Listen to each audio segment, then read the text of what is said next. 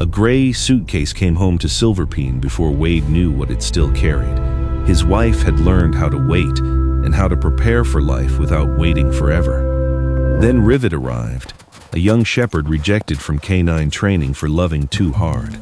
He did not understand promotions, silence, or old guilt, but he understood doors. When wet snow broke the house open, one orange police glove became the only message left, and the dog everyone thought was too attached had to run into the storm alone. Tell us where you're watching from, and please like, share, and subscribe if this story stays with you. By late January, Silverpine, Montana, had learned how to shine without warmth. Snow lay over the town in clean white sheets, softening the low roofs, rounding the shoulders of parked trucks, and turning the empty sidewalks into pale ribbons beneath the morning sun.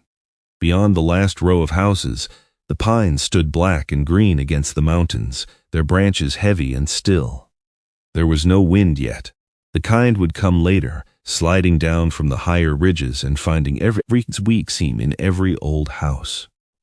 Lieutenant Wade Callum Strayer drove away from the county police annex, with both hands steady on the wheel of his old dark pickup.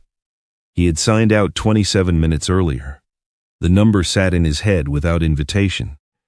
Wade had always counted time that way, minutes since dispatch, distance to scene, seconds between a warning sound and a structural failure. It made him good at his work. It made people trust him when the roads vanished under snow, when a car slid through a guardrail, when a missing hiker's last phone ping came from somewhere beyond the tree line. It had not made him easy to live with. The pickup heater breathed dry air against his knuckles.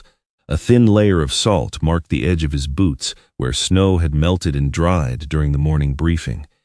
His dark navy police jacket hung from the passenger seat, badge turned inward, radio mic clipped neatly to the shoulder strap.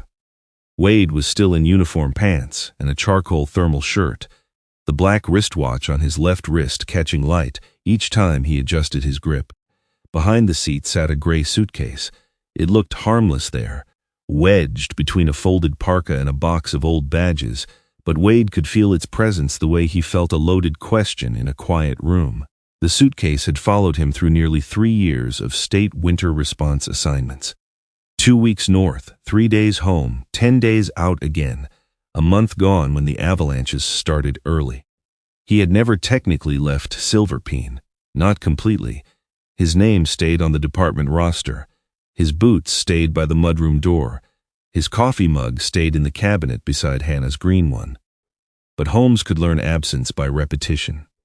Inside the suitcase were folded uniforms, a shaving kit, a small metal box of commendations he had not looked at in years, and an unopened cream envelope. Chief Valerie Sutton had handed it to him before he left the annex, her expression level and unreadable.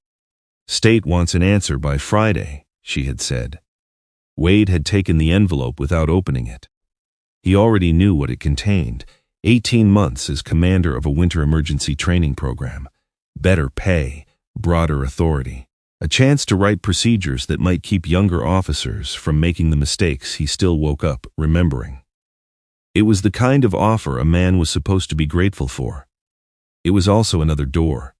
At the four-way outside town, Wade should have turned toward home. Instead, he continued straight for another mile, then pulled into a long gravel drive bordered by split-rail fencing and snow-packed fields. A tent stood near the entrance, Dunham working K9 evaluations.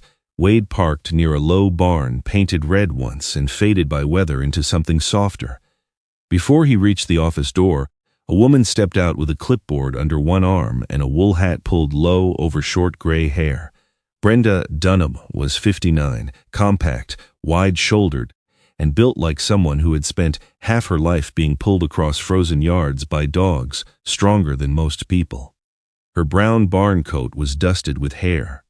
A red training clicker hung from her wrist. "You're late," she said. Wade glanced at his watch. 2 minutes, like I said. He almost smiled.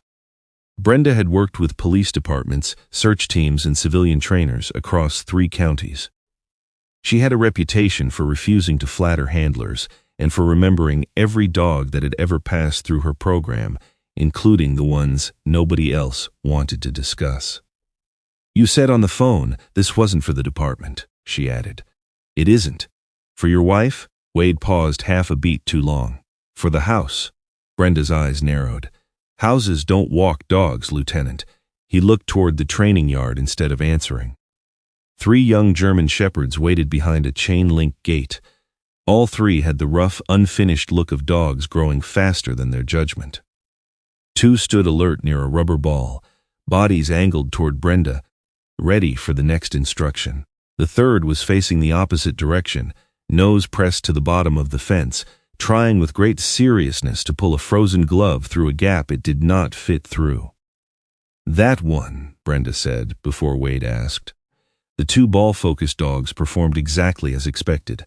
When Brenda threw the ball, they exploded after it, fast and clean, one slightly ahead of the other. When she gave a sharp recall, both turned. The 3rd dog did not move. He freed the glove, shook it once, then seemed to notice Wade for the first time. The puppy charged. Wade had braced for enthusiasm, not impact.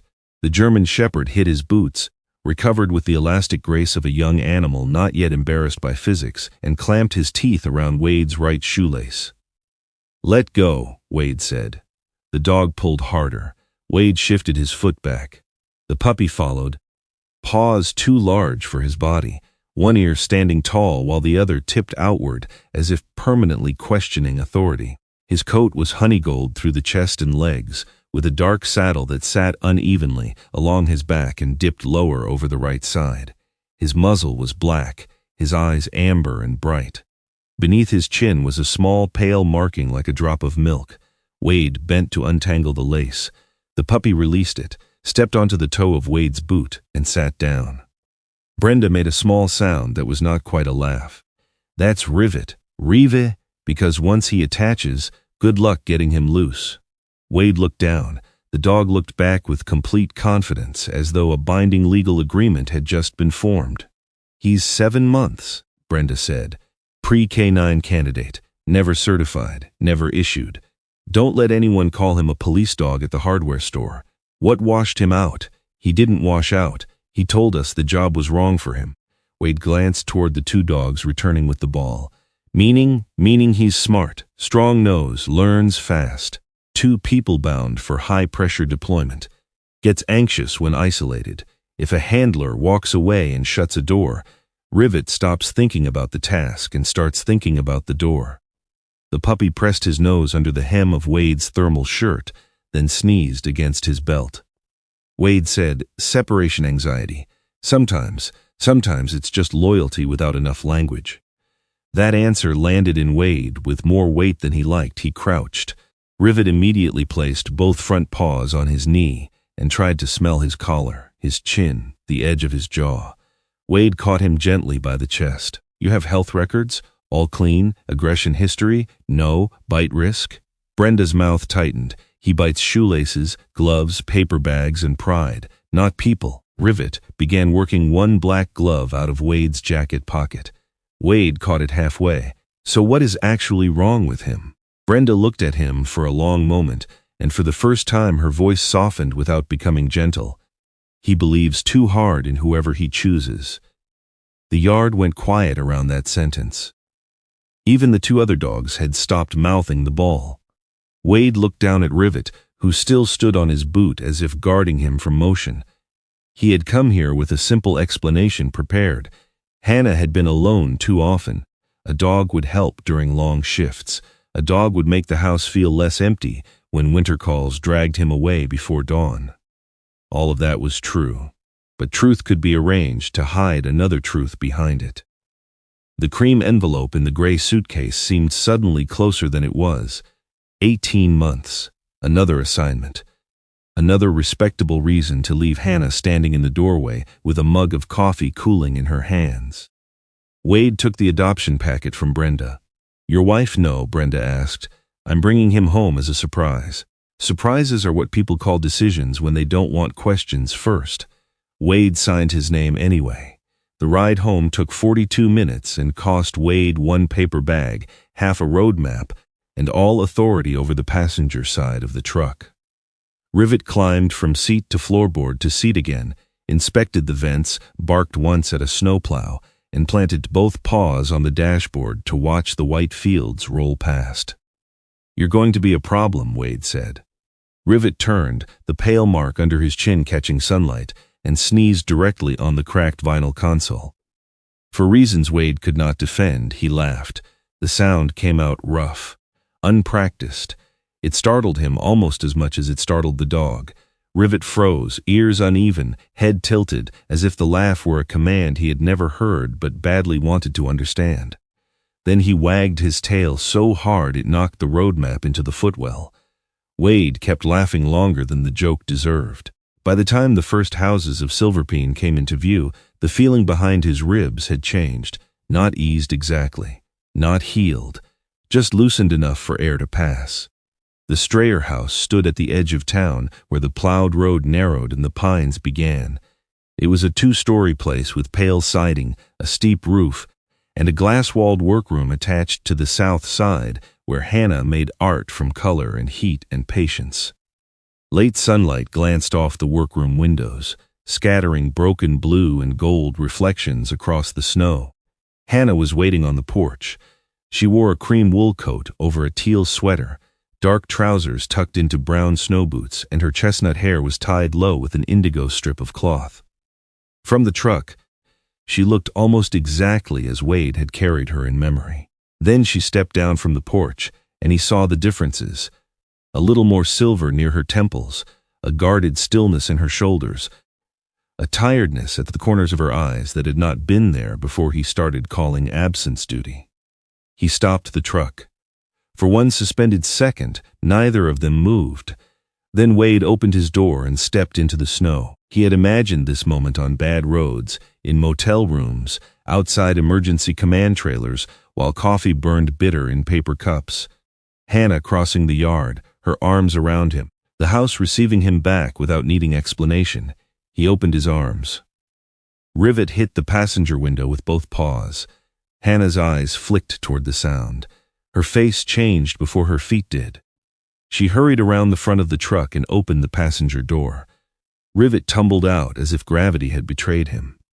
He landed in the snow, sprang up, and launched himself at Hannah with all the desperate affection his body could hold. "Oh," Hannah said, and then she laughed. Not politely, not carefully.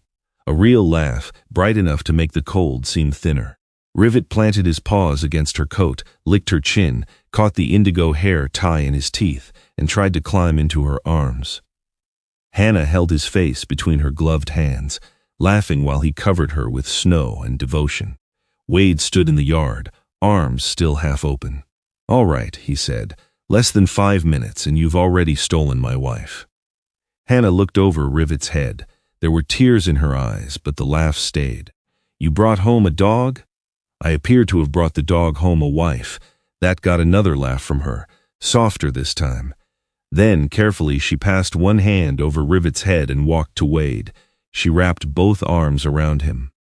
The embrace was real. Wade felt that first, because he needed it to be true. Hannah held him tightly enough that his breath caught. Her face pressed against his shoulder.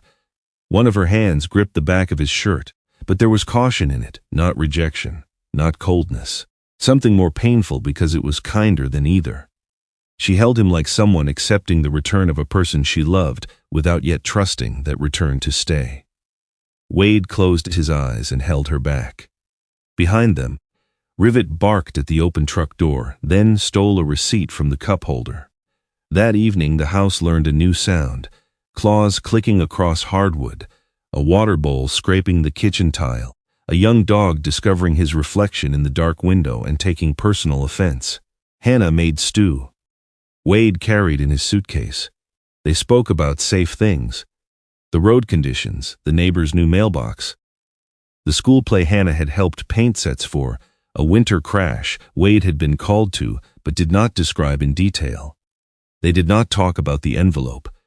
They did not talk about the folder on Hannah's desk because Wade had not seen it yet. They did not talk about the way a house could feel both familiar and altered, like a room preserved under glass, until someone touched it and found the dust had been gathering all along. After dinner, Wade left the gray suitcase open near the foot of the bed and went to shower. Rivet followed him halfway, then reconsidered and returned to the bedroom with a white towel clamped in his mouth. Hannah found him pulling backward with serious determination. "Rivet," she said, trying not to laugh. "That is not yours." The towel caught beneath a folded uniform shirt. Rivet pulled harder. Clothes shifted. A shaving kit slid sideways. The cream envelope slipped from the inner pocket, skated across the wood floor, and stopped against Hannah's boot. She bent to pick it up. State Winter Emergency Response Training Division. Below that, in smaller print, were the words, "Command Appointment, 18-month term." At the same moment, downstairs, Wade entered Hannah's workroom looking for the adoption receipt Brenda had told him not to lose. The room smelled of solder, cedar frames, and the faint mineral edge of cut glass. On the desk beside a stack of student sketches lay a folder he had not meant to open. His name was not on it. Silverline Arts Education Residency. 1-year teaching placement. Applicant, Hannah Elise Strayer. The shower water had not yet stopped upstairs. Wade stood with the folder in his hand as the house seemed to go very still around him. A minute later, Hannah appeared in the doorway holding the cream envelope. Wade held the folder. Rivet sat between them with the towel still in his mouth, one ear upright and the other tilted outward, watching both faces as if waiting to learn which person would be first to leave. Morning did not arrive gently. It arrived with the weight of something warm and damp landing on Hannah's pillow. She opened one eye and found Wade's black wool hat beside her cheek, covered in dog saliva. For a moment she did not move. The bedroom was pale with winter light, the kind that came through snow before it came through glass. Wade lay beside her on his back, one arm outside the blanket, his breathing steady but shallow in the way it became when he was not fully asleep. At the foot of the bed, Rivet stood with bright amber eyes, tail wagging in careful expectation. Hannah lifted the hat with 2 fingers. "Is this a gift?" she murmured. "Or evidence?" Rivet sneezed. Wade opened his eyes. He saw the hat, he saw the dog. Then, because some habits survived any amount of exhaustion, he reached first toward the empty space beside the bed where his boots should have been. Only one boot remained. The other made a hollow scrape from somewhere downstairs. Wade sat up. Rivet, the young German shepherd, vanished through the bedroom doorway as if summoned into duty. Hannah listened to claws hit the hallway, then the stairs, then the kitchen tile. A metallic clang followed. Not a crash. Not yet. She pressed the hat against her mouth to hide a smile. Wade looked at her, hair flattened on one side, stubble darker along his jaw in the morning light. He looked less like the lieutenant who could make a room quiet by entering it, and more like a man trying to remember whether he had agreed to own a storm. "We need a list," he said. Hannah's smile softened. "Good morning to you, too." Downstairs, Rivet had dragged Wade's missing police boot into the kitchen and placed it beside an empty food bowl. He sat behind both objects with solemn patience, one ear upright and the other tilted outward, as if the evidence were self-explanatory. Wade stood in the doorway. The boot was wet at the ankle, the bowl was spotless. Hannah leaned past him and laughed before she could decide whether the house was ready for laughter this early. "He's negotiating," she said. "He's extorting." Rivet tapped the bowl with one paw. Wade exhaled through his nose. It was not quite a laugh, but it was closer than the sound he usually made before breakfast. They fed him. Rivet ate as if the bowl had offended him personally and had to be emptied to restore order. Afterward, he carried it 3 feet away, dropped it again, and looked disappointed when no second meal appeared. By 7:30, Wade had opened a notebook on the kitchen table. Food, bowls, leash, collar, identification tag, training treats, chew toys, brush, enzyme cleaner, gate for laundry room. He paused before writing the last item. Crate. Hannah saw the word before he underlined it. "No," she said. Wade kept the pen on the page.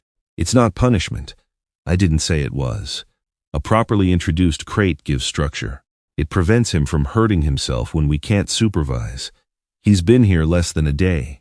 He tried to eat a road map from 2009. That map was out of date. He didn't know that. Hannah took a slow sip of coffee. Rivet had placed himself under the table, not sleeping, just listening to the shape of their voices. Wade noticed that. He always noticed its behavior.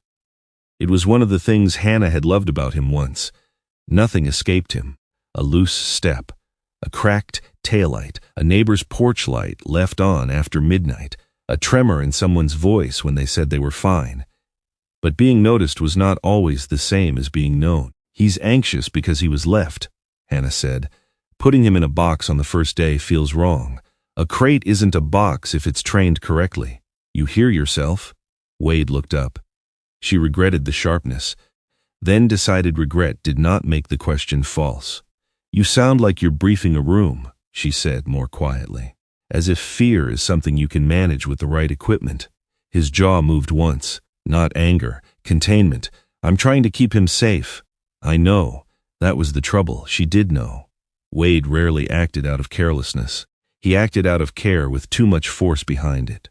Rivet crawled halfway out from under the table and rested his chin on Hannah's boot. Wade looked at the dog, then crossed out crate with one straight line. For now, he said. Hannah let that stand, because last night had left too many unopened doors between them.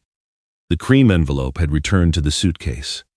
Her folder had returned to her workroom desk. Neither return solved anything. They had simply placed the secrets back where they had been, as though furniture could hold silence if arranged properly. So they went to town. Silverpeen's main street had been plowed into narrow lanes between high ridges of snow. The storefront windows reflected hard blue sky. At a hardware and feed store near the post office, a bell rang above the door, and warm air carrying the scent of dog food, rubber boots and cedar shavings rolled around them. Rivet did not come. That had been Wade's decision and Hannah's agreement. They had left him in the laundry room with water, a blanket, and a rubber chew shaped like a red bone. Wade had installed the temporary gate with care. He had not mentioned the crate. That should have felt like a compromise. Instead, Hannah kept thinking of Rivet's eyes following them when they stepped through the door. They bought too much because neither of them knew what would be enough. A thick navy leash, stainless steel bowls, a blue blanket, training treats, a brush, 2 reinforced chew toys, enzyme cleaner, a heavier gate, which Wade placed in the cart without looking at Hannah. She saw him do it. He saw her see him. Neither spoke. At the register, the teenage cashier glanced at the pile and grinned. New puppy? New liability, Wade said. Hannah set a small orange reflective strap on the counter. His name is Rivet. The cashier's grin widened. That sounds like a dog who attaches himself to things. Wade looked at Hannah. For the first time that morning, they shared a smile that did not have to step around anything. It lasted until they came home. The house was too quiet. Wade stopped at the bottom porch step with the 25-pound bag of food on his shoulder. Hannah was 2 steps ahead of him, one hand on the doorknob. He should be barking, she said. Wade lowered the bag. Hannah opened the door. A feather of white stuffing drifted out and landed on the toe of her boot. Another floated past Wade's chest. The hallway looked as if a small winter storm had formed indoors and lost all sense of direction. Toilet paper trailed from the downstairs bathroom, looped around the table leg, crossed the kitchen threshold, and disappeared into the living room. A dish towel hung from a cabinet handle. Wade's missing second boot stood upright in Rivet's water bowl, filled like a strange offering. Rivet sat in the middle of the living room with half of Wade's pillow between his paws. His black muzzle was dusted white. The pale mark beneath his chin had vanished beneath fluff. One ear stood at attention. The other tipped outward in moral disagreement. Hannah pressed one hand to her mouth.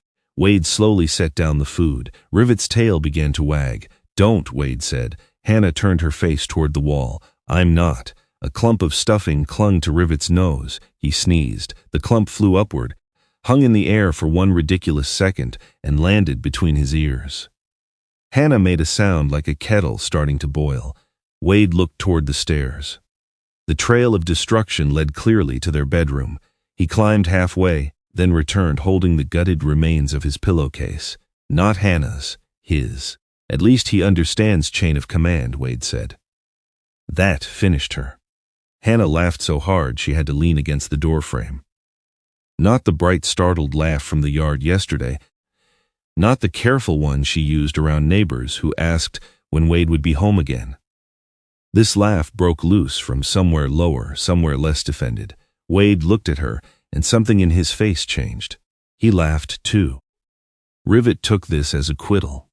He sprang up, grabbed the pillowcase, and ran in a wide circle through the living room, dragging a cloud of stuffing behind him.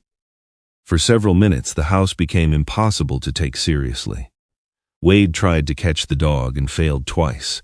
Hannah slipped on a strand of toilet paper and nearly fell into the sofa. Rivet bounced away from both of them with the wild joy of a creature who believed ruins were only another form of invitation. Then the laughter thinned, not because joy had been false, but because truth waited patiently beneath it. They began to clean. Wade gathered the pillow remains. Hannah wound toilet paper into a loose bundle. Rivet followed them anxiously, no longer triumphant. He sniffed each object as it disappeared into the trash bag, as though worried they were dismantling something he had meant to explain. Near the laundry room, Hannah stopped. The wooden frame beside the door had been clawed deeply. Not scratched, dug into. Marks crossed over marks, some low, some high, showing where Rivet had jumped, scraped, landed, and jumped again. The temporary gate was bent outward at the bottom. The blue blanket had been dragged tight against the threshold, twisted into a nest, pressed against the place where the door had closed. Hannah crouched. Rivet came slowly, body lowered, tail no longer moving.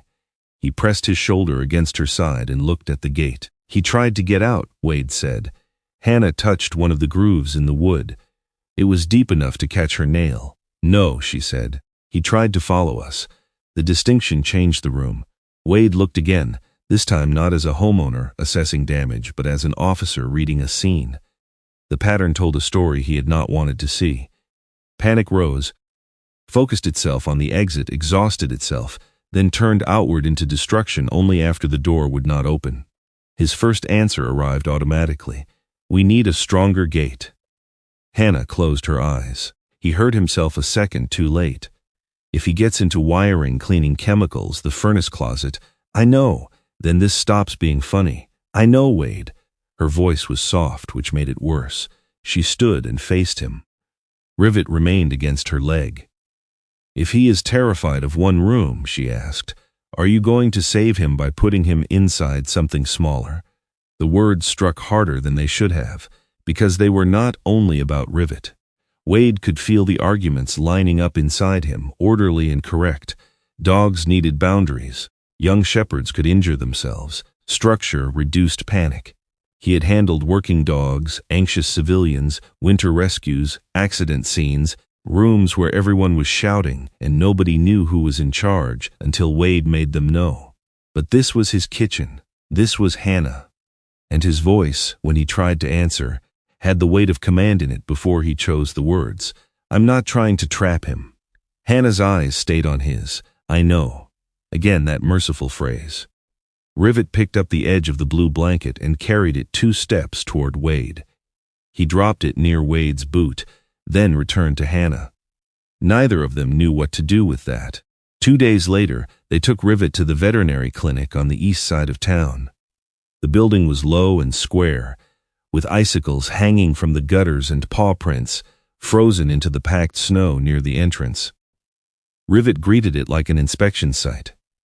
He sniffed the legs of 3 chairs in the waiting room, attempted to steal a knitted hat from a donation basket, and stared at a sleeping cat on the reception counter with intense professional concern. The exam itself was ordinary, weight appropriate, heart strong, teeth coming in well, no health issues beyond more energy than judgment.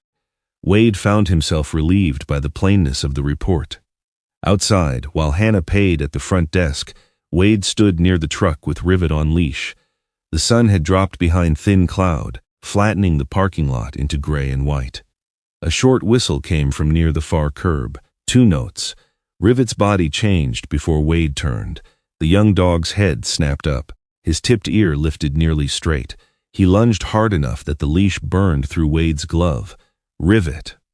The dog did not look back. He dragged Wade between two parked cars toward an older man beside a blue sedan crusted with road salt. The man was in his early 50s, lean under a denim jacket lined with Sherpa, one hand braced on a black metal cane. His hair had gone iron gray at the temples and was longer than department regulations would have tolerated. A short salt and pepper beard shadowed his jaw. When he saw Rivet, his face opened with pain before it opened with joy. He lowered himself carefully to one knee. Rivet hit him like weather. The dog pressed his chest against the man, shoved his muzzle under his chin, and made a low, broken sound that was not a bark. It was relief trying to become breath. The man closed one arm around him. "Well," he whispered. "There you are, little hinge." Wade stopped several feet away. Hannah came out of the clinic and slowed beside him. The man looked up. His eyes were tired, pale blue, and clear in a way that made Wade stand straighter without meaning to. "Raymond Ainsworth," he said. "I handled him early on." Wade knew the name, not from Brenda's paperwork, from older conversations at the department. A K-9 officer, a winter response injury, medical leave that became something longer than leave. "Lieutenant Strayer," Raymond said. "You know me?" "I know enough." Rivet pressed harder into Raymond's chest. Hannah watched the dog. "He thought you were gone." Raymond's hand trembled once against Rivet's black saddle. He steadied it by gripping the fur gently. "I was." Wade heard himself ask, "Why didn't you come back?" Hannah glanced at him, a warning without words. Raymond accepted the question anyway. "Because the department took me off duty, the doctors took my leg out from under me, and pride did the rest." Rivet found the edge of Raymond's glove and tugged it. For the first time, Raymond smiled. "Still a thief, among other things," Wade said. Raymond's smile faded, but not with offense. He looked at Rivet as though the dog were both comfort and accusation. "He doesn't fear being alone the way people put it on forms," Raymond said. "He fears the moment after someone leaves, before anyone explains whether they're coming back." Wade said nothing. Raymond used the cane to stand. The movement was careful and clearly practiced. Rivet tried to lean with him, reluctant to let the contact break. "Don't discipline the fear out of him," Raymond said. "We're not punishing him." "I didn't say you were. You implied it." Raymond looked at him then, not aggressively. "Worse than that, accurately." "No. I'm telling you what happens when people call grief disobedience because it's easier to correct than understand." The cold seemed to sharpen around Wade's face. Before Wade could answer, Raymond touched Rivet once beneath the chin, right over the pale mark. "If he becomes difficult," Raymond said, "don't teach him that difficult is when people leave." He opened the car door and eased himself inside. Rivet strained once toward him, then stopped when Hannah placed a hand lightly on the leash. The blue sedan pulled out of the lot and disappeared into thin snow. That night, the house stayed quieter than it should have been. Rivet slept beneath the kitchen table after dinner. Hannah graded student sketches. Wade read the instructions for the new gate 3 times without turning a page. Later, when Hannah had gone upstairs, Wade stood alone in the bedroom doorway and looked at the gray suitcase near the wall. The cream envelope was still inside. He stepped toward it. Rivet rose from the shadows at the foot of the bed and moved between Wade and the suitcase. No barking, no teeth, no panic. He simply climbed onto the lid, folded his front legs, and placed one paw over the handle.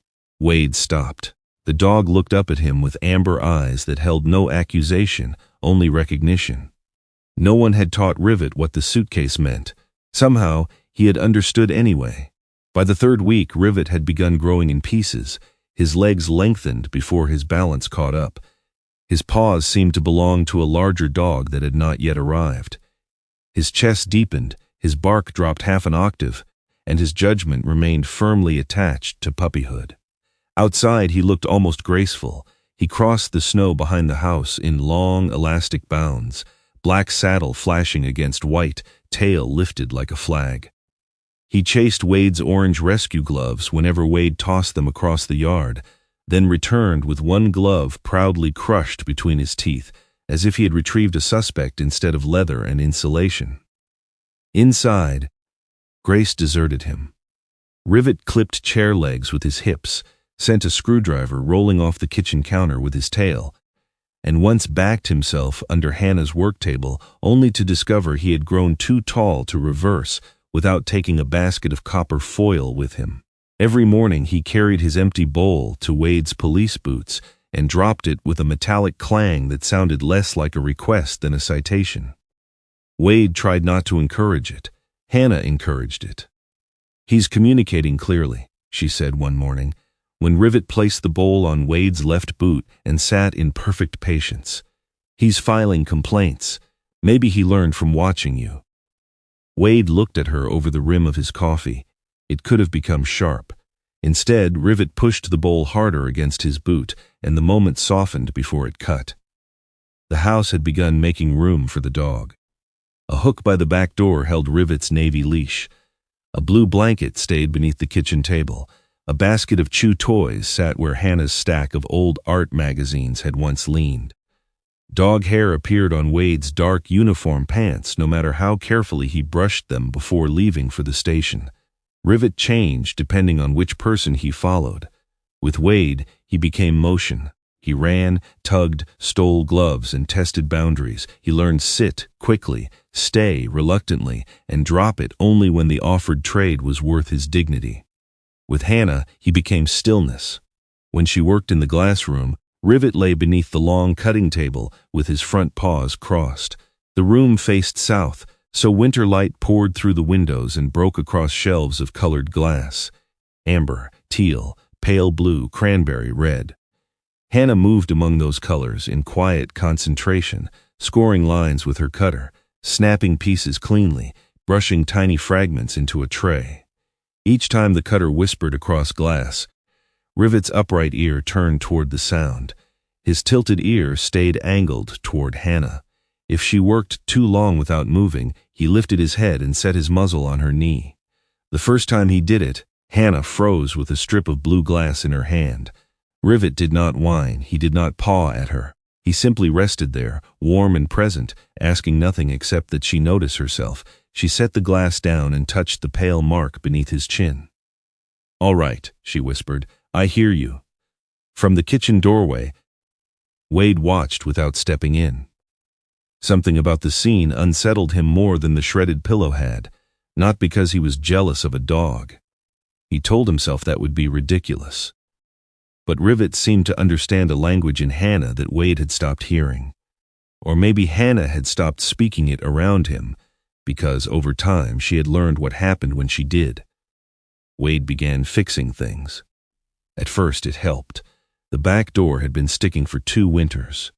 He planed the swollen edge, adjusted the strike plate, and oiled the hinges until it closed with one clean pull. The porch light flickered whenever the temperature dropped below 10 degrees. Wade replaced the fixture, sealed the wiring, and installed a bulb bright enough to turn the snow beneath the steps silver. Hannah thanked him. He reinforced the loose railing by the side steps. She thanked him again. He checked the furnace filter, tightened a dripping pipe under the sink, replaced the batteries in every smoke detector, and reorganized the emergency kit by category. Medical, light, heat, signaling, food, tools. Each repair was reasonable. That was what made them hard to argue with. The most frightening thing was not that Wade was wrong. The frightening thing was how often he was right and how quickly being right let him stop asking. One afternoon, Hannah came home from school carrying a box of student clay projects and found her garden tools removed from the mudroom. They now hung in the garage behind Wade's snow shovel, ice melt, and toe straps. "I moved them where they won't block the exit," Wade said when she asked. "I use the hand rake almost every day in spring. It's January. It will not always be January." He looked at the arrangement, then at her. "This is more efficient." Hannah nodded once, the way she did at school when a student argued loudly but not well. "For you." A week later, Wade relabeled the storage bins in the hallway closet. Black printed labels replaced Hannah's handwritten strips of tape, winter hats, flashlights, extension cords, medical supplies. "They were fading," he said. "I knew what they said. Now anyone can read them. I live here, Wade. I'm not anyone. He had no answer ready for that, or rather, he had several, all of them practical and none of them useful. Rivet sat between them with one of Wade's gloves in his mouth, eyes moving from face to face. The glove hung forgotten from his teeth, as if even he understood that play had stepped into the wrong room. The line between care and inspection thinned day by day. Wade removed a narrow shelf from Hannah's glass room because one bracket had cracked. He meant to repair it before putting it back. Hannah discovered the wall bare, the jars of soldering clips stacked in a milk crate, and the small ceramic bird her mother had given her wrapped in newspaper on the floor. She stood there for a long time before calling his name. He came in from the garage, wiping his hands on a shop rag. The bracket was failing, he said. That shelf has been there for 8 years. That doesn't make it safe. No, she said. Apparently nothing is safe until you touch it. The words surprised both of them. Rivet rose from beneath the table. Wade looked toward the exposed screw holes in the wall. I was going to fix it. You fix everything before asking whether I wanted it changed. Do you want the shelf to fall? I want one corner of my life to stay where I left it. Silence entered the room and settled among the colored glass. Wade saw then that the shelf was not the shelf. He knew that. He was not a foolish man. But knowing the symbolic weight of an object did not tell him what to do with his hands. His hands repaired. They checked. They tightened. They carried, moved, secured. They had never been good at waiting. 2 evenings later, Hannah found her arts residency folder in the lower drawer of the desk instead of the top tray where she had left it. She stood with the drawer open, staring at the pale blue folder. Wade was at the kitchen table, reviewing incident reports from the station on his laptop. Rivet lay under his chair, one paw over Wade's boot. Did you move this? Hannah asked from the doorway. Wade looked up. Move what? My folder. He glanced at it. It was near the edge of the desk. I put it in the drawer so Rivet wouldn't grab it. Rivet lifted his head at his name, innocent of paperwork. Hannah held the folder against her side. You read it. I saw the cover. That isn't what I asked. Wade closed the laptop slowly. I didn't go through it, but you moved it, to keep it from getting damaged, to keep it where you could stop looking at it. The accusation landed hard enough to change his expression. That's not fair. No, Hannah said. Fair would have been asking me why I applied. He pushed his chair back. Rivet stood, sensing the shift before either voice rose. I have been trying to ask, Wade said. Every time I bring it up, you shut the door. You don't bring it up. You circle it like an active scene. I'm trying to understand what you're planning. No. You're trying to find the point where you can stop it. His face tightened. Are you leaving me? The question came out too bluntly, too quickly. It filled the room with all the things they had been stepping around since the night Rivet dragged the towel from the suitcase. Hannah's grip on the folder loosened. I don't know, she said. Wade went still. The answer hurt more than yes would have, because it was honest and unfinished. I know I applied because I was tired of waiting to see whether my life could begin between your assignments, she said. I know I did not tell you because I didn't want you turning my fear into another project. I know I still love you. I know those things don't fit together neatly. Wade looked at the folder in her hand. I brought Rivet home because I thought he would help. He has.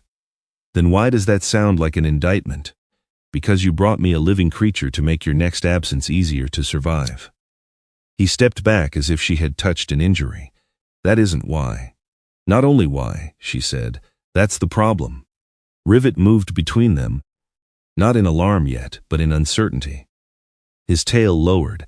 He pressed his shoulder lightly against Wade's leg, then crossed to Hannah and touched her knee with his nose.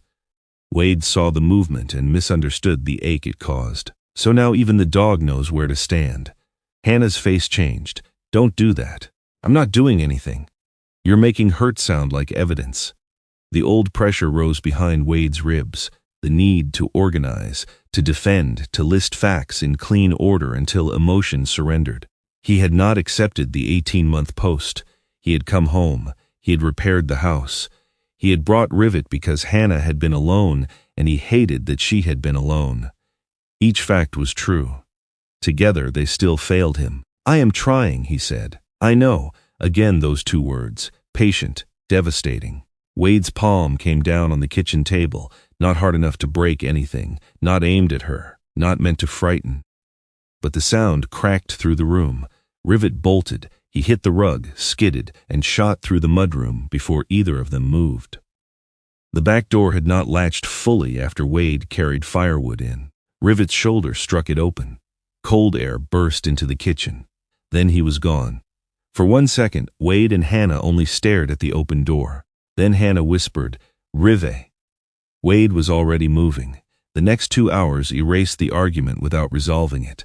They searched the yard first, then the road, then the tree line behind the house. Wade tracked prints until wind softened them. Hannah drove slowly with the passenger window down, calling Rivet's name into the blue dark cold. Snow fell in small hard grains that stung the face. Every porch light looked briefly like hope, then only like light. Wade's police training turned the search into grids in his mind. Last known point, direction of travel, possible attractors, road hazards, open water, old structures. His heart ignored the method.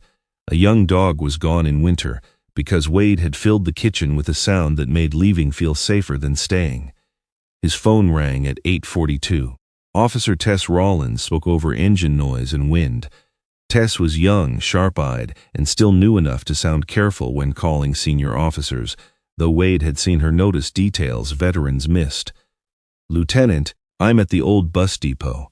A driver reported a German Shepherd under the east awning. I think it's yours." Wade closed his eyes once. "Is he hurt?" "Not that I can see. But he's with Raymond Ainsworth. Raymond doesn't look good." They reached the depot in 12 minutes. The old bus station had not served regular passengers in years. Its brick walls were stained by salt, and the awning over the east platform sagged under icicles.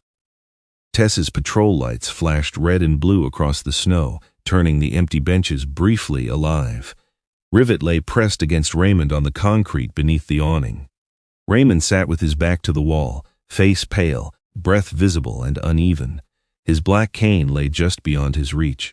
Rivet's body was tight along Raymond's side, as if the dog were trying to hold heat inside him by will alone.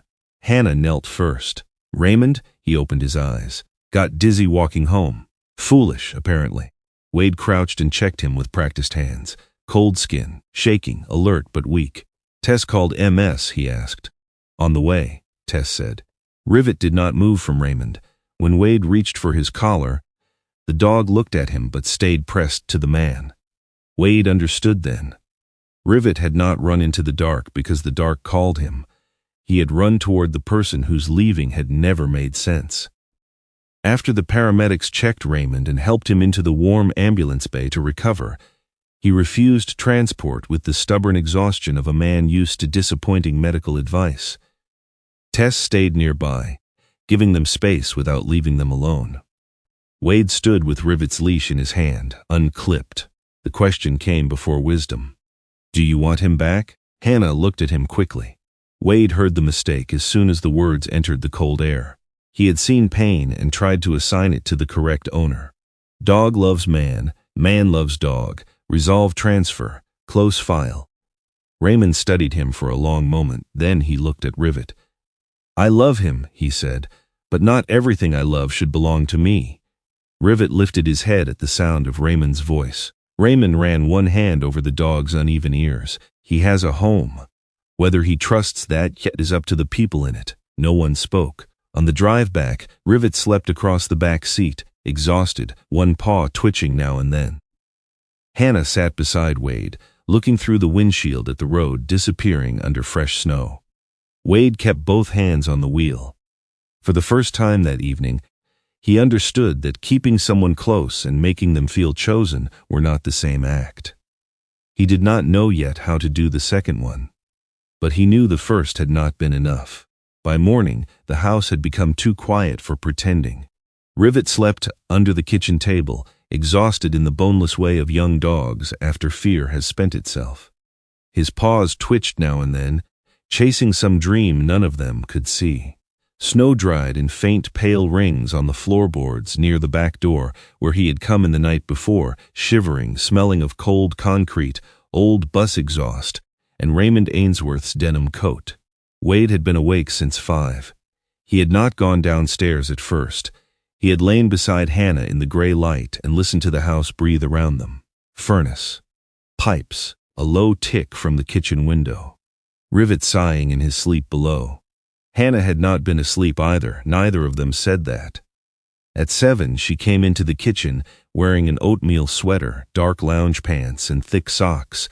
Her hair loosely tied with the indigo strip Wade had almost forgotten she owned, until Rivet tried to steal it his first day home. She carried the pale blue folder in both hands. Wade stood at the counter, pouring coffee he did not want. He saw the folder and stopped. Hannah placed it on the table beside Rivet's sleeping head. "It isn't a contract," she said. Wade set the coffee pot down too carefully. "I didn't say it was. You thought it." He looked at the folder, then at the dog beneath the table. Rivet's ear flicked at their voices, but he did not wake. Hannah sat. She did not open the folder immediately. That somehow made it worse. "It's a 1-year arts education residency in Marrow Creek," she said. 3.5 hours from here if the roads are good. Longer in winter. They asked me to interview in November. I did the final interview 2 weeks before you came home. Wade pulled out the chair across from her, but did not sit. "You were nearly accepted?" "I was accepted last week." The word should have landed like a slap. It did not. It landed like the quiet click of a door Wade had been refusing to notice. "When were you going to tell me?" he asked. Hannah looked down at her hands. The silver triangular pendant at her throat caught the kitchen light as she turned it between 2 fingers. "When you were actually here." "I am here." She raised her eyes. "No, Wade, you've been in the house." That was worse than anger. Anger would have given him something to push against. This only opened a space under his ribs and let cold in. He sat down slowly. Hannah opened the folder. Inside were printed pages, program dates, lodging information, school partnership details, and a photograph of a small studio classroom with tall windows.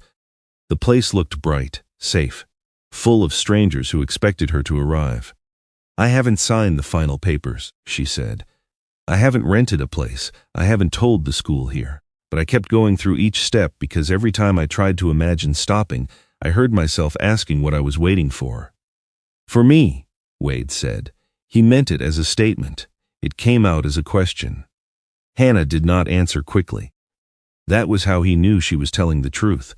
"For you to come home in a way that changed something," she said. "Not just come home long enough to repack." Wade looked toward the mudroom. His dark navy jacket hung by the door, badge tucked inward. The gray suitcase stood in the corner near the stairs. Empty now except for folded uniforms and the cream envelope he had still not answered. "I thought you understood the job," he said. "I do. That task force needed people who knew winter operations. Silverpeen still had coverage. Valerie approved every rotation. I know. I called. Yes, I came back whenever I could." Hannah's face did not harden. If anything, it softened, and that made him feel less defended. "I know all of that," she said. "That's what made it so hard to explain why I was lonely. You had reasons. Good ones, responsible ones. You weren't out there wasting your life. You were saving people. So when I felt angry, I felt selfish. When I felt scared, I felt dramatic. When I needed help, I told myself there were people who needed you more." Rivet opened his eyes under the table. He did not move. Wade stared at the steam rising from his untouched coffee. "What happened?" he asked. Hannah's thumb stopped moving on the pendant. It took him a moment to understand that the question had come from somewhere older than the folder. The way she had said, "need help." The way her shoulders had tightened around the phrase. "Hannah." She closed the folder. 6 months ago, she said. The window in the glass room jammed after that first hard freeze. The lower frame swelled. I tried to force it open because the solder fumes were sitting too heavy in the room. Wade's hand tightened around the coffee mug. "I should have called someone," she continued. "I know that, but it was a Saturday. The road was bad. I thought if I could just lift it a little, I could clear the latch." She looked toward the glass room. Morning light filled its windows, bright over racks of colored glass. The frame slipped. I stepped back too fast. My heel caught the mat by the cutting table. I went down between the table and the storage cabinet. Wade had stopped breathing normally. Were you cut? No. Burned? No. What did you hit? My hip, my ribs, mostly the floor, mostly. Her eyes returned to his. I couldn't get up. The kitchen seemed to lose its edges. How long? 38 minutes, maybe 40. I could see my phone on the far end of the work table. I had to pull myself across the floor by the table legs. Wade stood so abruptly that Rivet lifted his head. You should have called me. I know. I would have come home. Yes. The certainty in her voice stopped him more effectively, Protestrat would have. Hannah folded her hands on top of the blue folder. You would have come home, she said. You would have driven too fast from wherever you were. You would have called the school, the insurance company, a contractor, maybe Valerie. You would have replaced the window, moved the table, changed the layout, installed handles, bought mats, checked every latch in the house. And every single thing you did would have looked like love. Wade said nothing, but by the time you were done, she said, my workroom would have been built around what scared you, not around how I work. He wanted to deny it. The denial rose fully formed. Of course he would have asked. Of course he would have listened. Of course he would not have taken one fall and turned Hannah's room into an incident scene. Then he remembered the shelf, the printed labels, the fire extinguisher, the moved folder. Rivet crawled out from beneath the table and sat between them, not touching either one. Waiting. Who came? Wade asked. Beth Milner from school.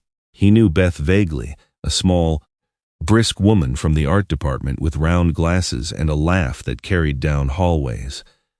I called her because she was 20 minutes away, Hannah said. She took me to urgent care. Nothing was broken. She stayed until I could walk without swearing. Wade almost smiled. He could see Hannah trying to soften the memory for him. It did not soften. You lied to me, he said. Yes, on video calls, yes. About the church window project? I was bruised. I angled the camera high. I told you I was busy because I was ashamed that I needed someone and relieved that someone else came. That sentence found him where anger could not. Wade lowered himself back into the chair. For several minutes they said nothing. Snowlight moved across the table. Rivet turned once and pressed his side against Wade's shin, then reached his muzzle across the floor until his nose touched the toe of Hannah's sock. The dog did not choose between them. He made contact with both. Wade looked at that small bridge of fur and breath and felt something inside him loosen painfully. I need to tell you about Luke Fenner, he said. Hannah's gaze lifted. She knew the name. Everyone in Silverpeen knew some version of it. Deputy Luke Fenner had been 27, quick with jokes, newly married, and dead before his second winter on the emergency response rotation was over. The official story had been brief: sudden weather shift, visibility collapse, multi-agency review, no single point of failure. Wade had never given Hannah the unofficial version. It was near Red Quarry Road, he said. A family had gone off a service route. 2 adults, 1 teenage son. The first ping put them farther north than they were. We were searching the wrong draw for almost an hour. He folded both hands on the table, pressing the knuckles together until they whitened. The forecast updated at 1540. Wind shift, heavy band coming down from the ridge. I saw it. I remember reading it. Hannah did not interrupt. I told command we should reassess. Captain Dorsey wanted another 10 minutes. He thought we were close. We all did. I could have pushed harder. Were you in command? Acting lead for my team. Were you over Dorsey? No. Then you couldn't order him. I could have refused to move my team. Hannah absorbed that. Wade stared at his watch. The black face reflected the window, and the diagonal scratch across the glass caught the light like a crack in ice. I looked at that weather update, he said. I looked at Luke. He was checking his gloves, grinning like the cold had personally offended him. I remember thinking we were pushing our luck. Then I told myself we had trained for worse. His voice thinned. We hadn't. The whiteout came 9 minutes later. He described it without dramatizing because the plainness was worse. The world narrowing to a few feet. Radios breaking into static, snow moving sideways so hard it erased depth, a branch snapping somewhere unseen. Luke answering once, then not answering. The search becoming a search within a search. They found the family alive in a drainage hollow at dusk. They found Luke after midnight. Hannah's eyes shone, but she did not reach for him too soon.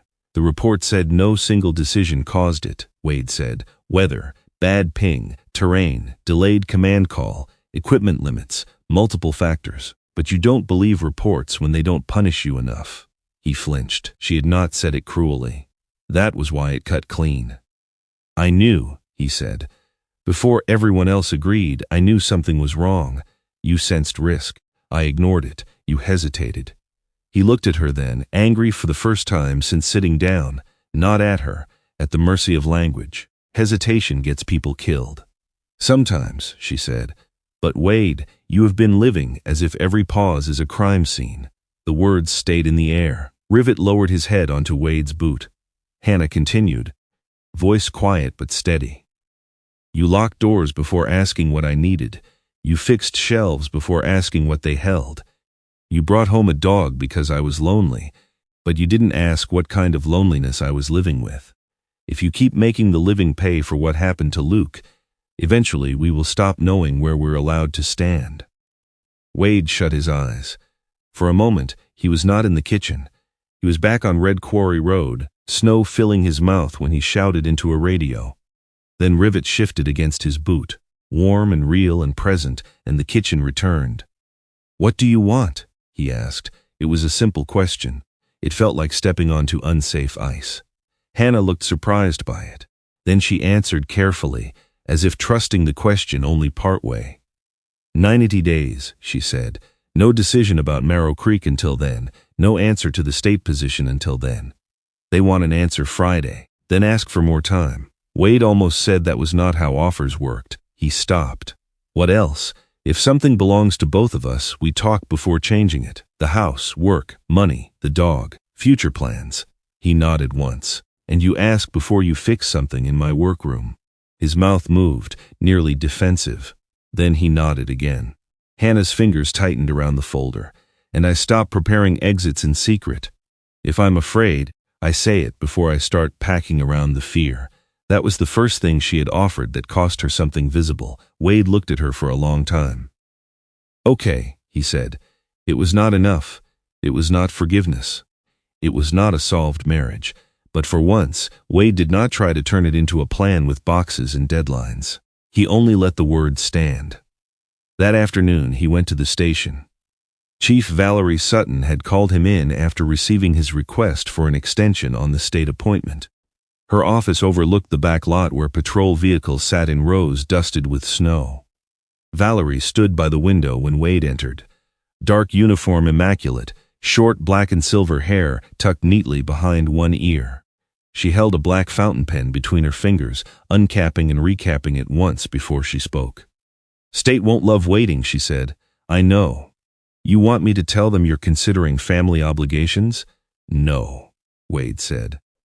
Tell them I'm considering whether I'm fit to take it.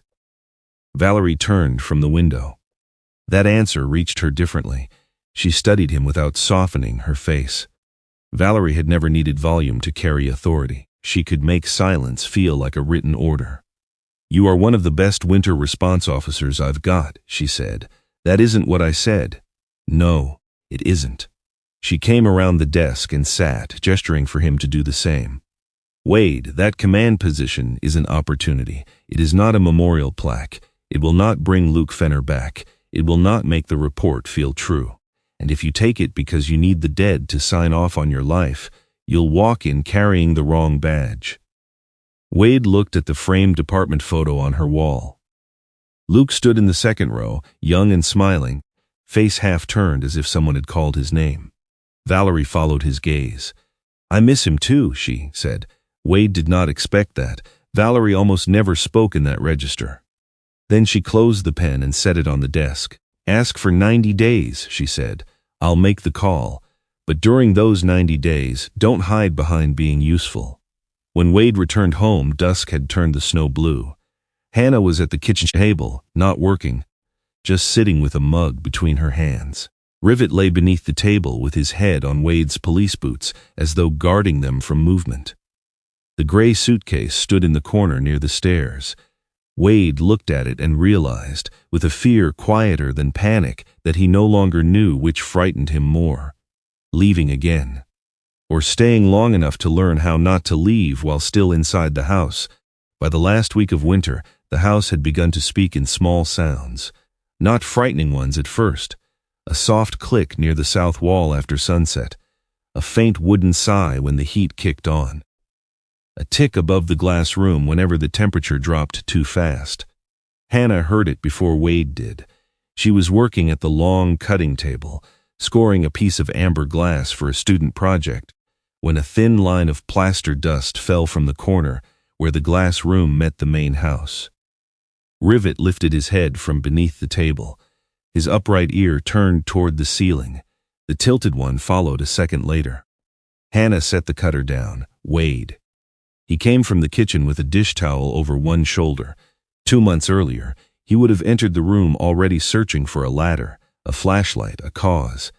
This time, he stopped at the doorway and looked at her first. "What do you want me to check?" It was a small question. Hannah heard the effort inside it. "The seam above the window," she said. "But don't move the table yet." He nodded. The structural engineer arrived the next morning. His name was Evan Merritt, a narrow man in his 60s with wire-framed glasses, red cheeks from the cold, and the practical calm of someone who trusted measurements more than panic. He spent nearly 2 hours moving through the house with a flashlight, moisture meter, and a pencil tucked behind one ear. Wade followed him closely, but not too closely. Hannah noticed that too. Evan found the problem where the glass room roof tied into the older frame of the house. Years of freeze and thaw had let moisture creep beneath the flashing. The rot was localized, he said, but not harmless. Temporary steel posts would carry the load until the repair crew arrived in 2 days. 2 days? Wade asked. Evan tapped the beam with his knuckles. In normal conditions, yes. What counts as normal? Dry snow, no major wind load, no sudden thaw, no roof party. Hannah almost laughed. Wade did not. By noon, the steel supports were installed in the hallway between the kitchen and the glass room. They looked ugly and official, 2 gray posts with square base plates and bolts set into the floor. Rivet disliked them immediately. He sniffed the metal, sneezed at it, and refused to lie anywhere near the hall. Every morning after that, Wade checked the bolts. At first, Hannah felt the old irritation rise, the sound of his boots stopping near the posts, the click of his phone camera, the way his fingers passed over each bracket as though asking metal to swear loyalty. Then she saw him glance toward the glass room before reaching for a box of supplies. "Can I move these away from the support?" he asked. Hannah looked up from her lesson plans. "Not may I fix this, not this is unsafe. Can I?" She swallowed the answer she would have given out of habit. "Yes," she said, "put them by the north shelf." Not the cabinet. He did exactly that. It did not repair 3 years. It did not answer Marrow Creek or the cream envelope or the memory of Luke Fenner. But it was a sound the house had not known in a long time, a decision made after asking. The forecast changed at 11:47 on Thursday. Wade was in the kitchen making sandwiches when his phone issued the first alert. Winter weather advisory upgraded. Heavy wet snow possible. Gusting winds along the foothill line. Travel discouraged after 1500. He read it twice. By noon, the sky over Silverpine had flattened into a hard white lid. The mountains disappeared first, then the tops of the pines blurred. Snow began falling in flakes too large and wet to drift. It landed on the porch rail and stayed. Wade stood at the window, rubbing one thumb over the black wristwatch on his left hand. Hannah came beside him. "Say it," she said. He gave her a quick look. She almost smiled. "You're holding a whole emergency briefing behind your teeth. The snow is heavier than predicted. Is the house unsafe?" The engineer said the supports were enough for normal winter load. And this, he did not soften it, may not be normal. His phone rang before she answered. Chief Valerie Sutton's voice came through tight beneath static. "You at home?" "Yes." "Good. Stay reachable." We've got a semi-jackknifed on the west grade and a plow stuck behind it.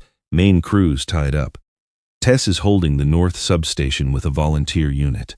Wade looked toward the glass room. We have temporary supports in the house. I remember your message. If the roof starts talking, you leave. The road's still open, then pack before it isn't. The call cut once, returned, then crackled. Valerie's voice sharpened. Wade, pack and leaving are not the same thing.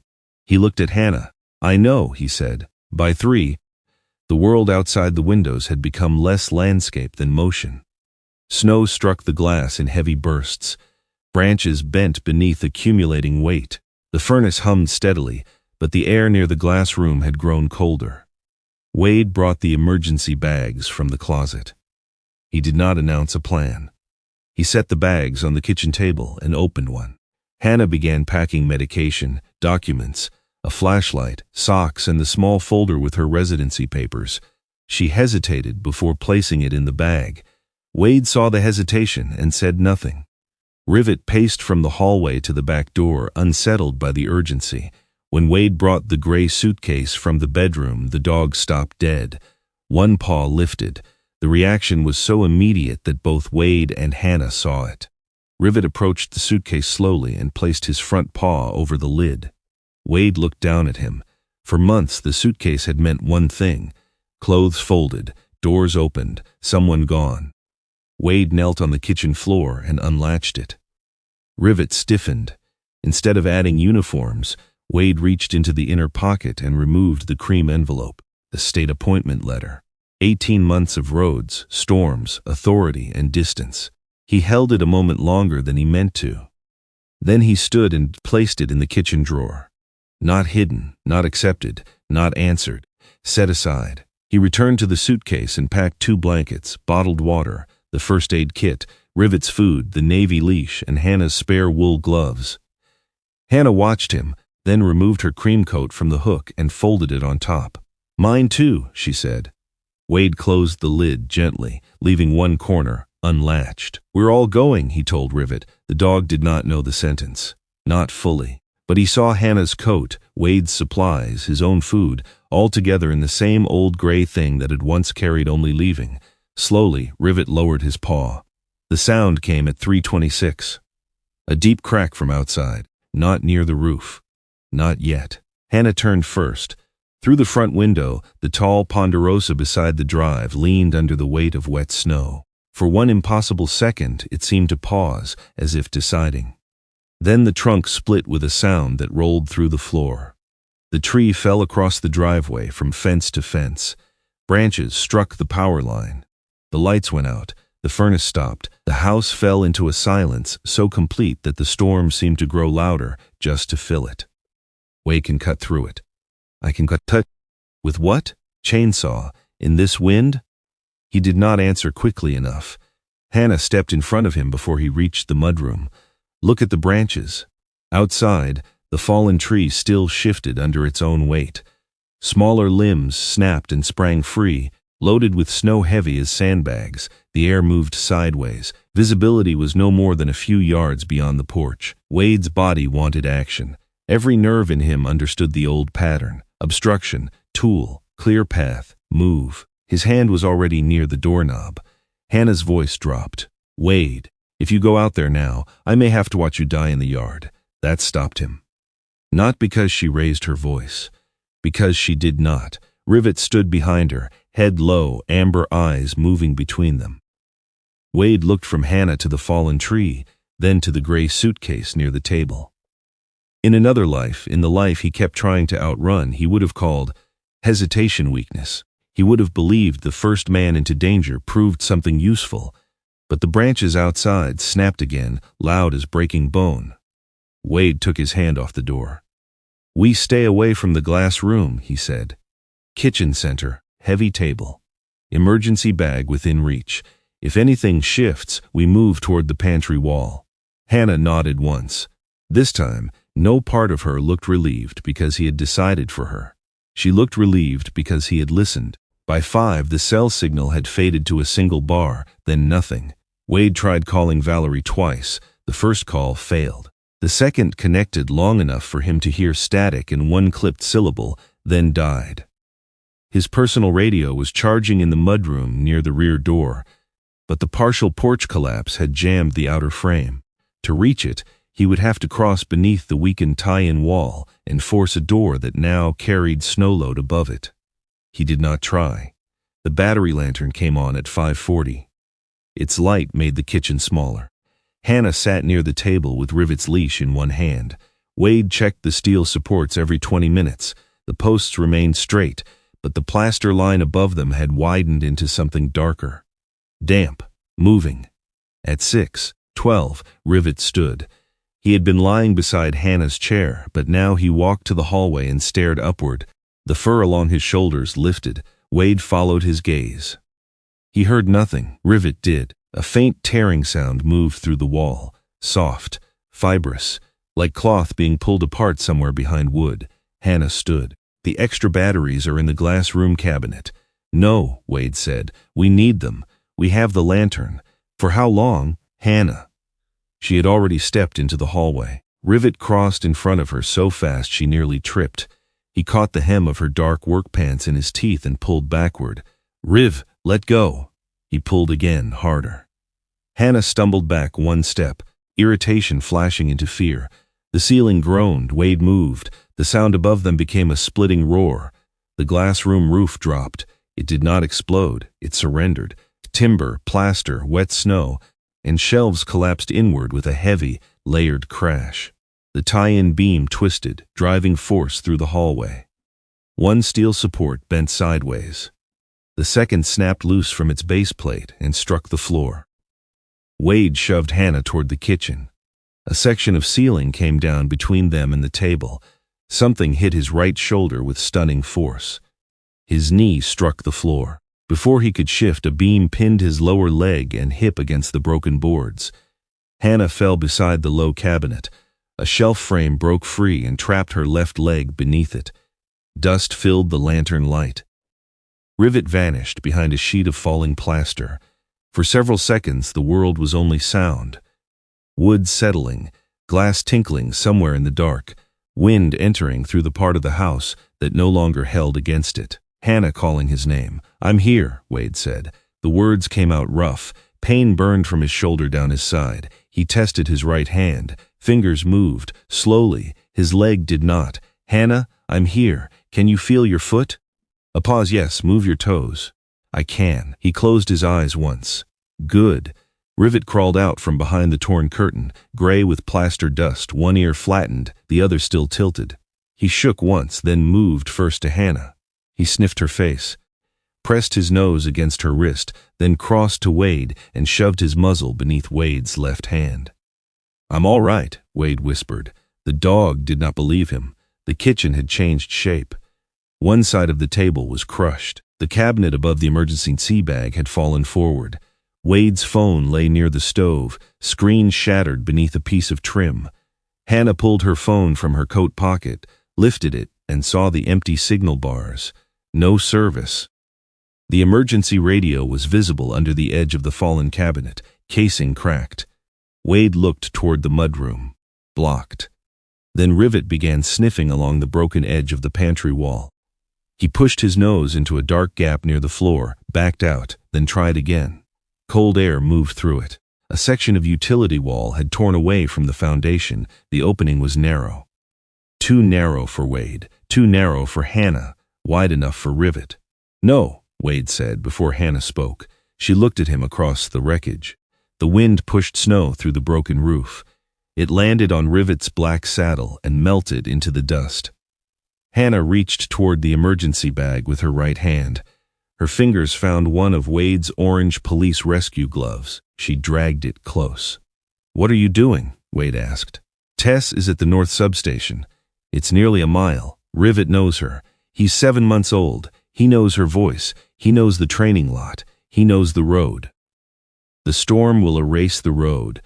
Then the house will freeze before anyone knows we're here. The words were not cruel. That made them harder to fight. Hannah threaded the orange glove beneath Rivet's collar and tied it in a clumsy knot. Rivet sniffed it immediately. Wade's scent, leather, snow, radio metal, work. "Find Tess?" Hannah said. Rivet looked at her. Find Tess.